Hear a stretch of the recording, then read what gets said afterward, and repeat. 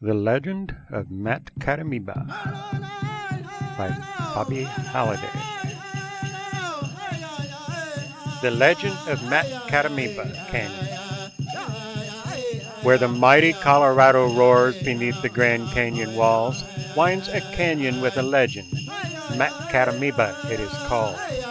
Once a maiden, Little Bitkato, lived within this canyon land. Dark-haired beauty, Indian princess, many a brave had sought her hand. But the haughty Indian princess would have none of these fine lads, scorned their yearnings without mercy, broke their hearts and made them sad. Still, the suitors came to court her, for her fame spread far and wide. She rejected every favor, laughed until they'd lost their pride.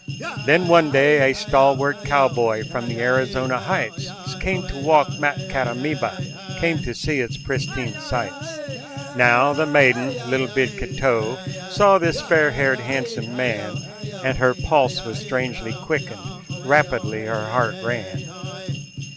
Strange things happen when love beckons, so the maiden was to find, as she sought out this tall cowboy, her tribe thought she'd lost her mind.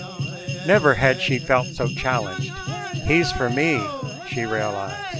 Now the princess was pursuer, and the cowboy was the prize. When at last the cowboy faced her, not a gesture did he make that would indicate he sought her. He thought her intentions fake. Little Bitkato stood astounded, such indifference never seen by this vain and heartless maiden who crushed hearts by any means.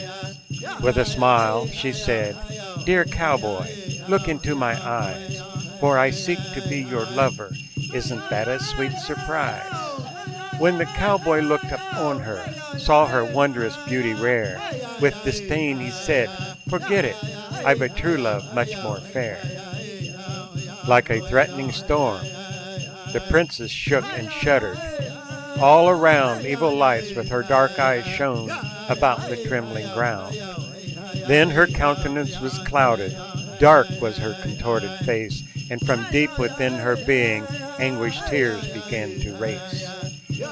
Then the cowboy turned and left her, to ride on his merry way. But the maiden was immobile, and she stood there all the day. All that day her tears unceasing from her vanquished soul did fall, and in evening she still stood there, crying tears of bitter gall. In the morning tribesmen sought her, but they never found a thing. Where she'd stood there all day weeping, all they saw was but a spring.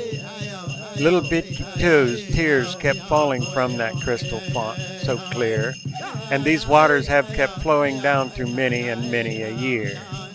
All the acid in her teardrops wearing down the rocky brine, carved a line of teardrop basins, shimmering when the bright sun shines. Now they say if you listen, neath the silence of these walls of Matkatamiba Canyon, you can still hear teardrops fall.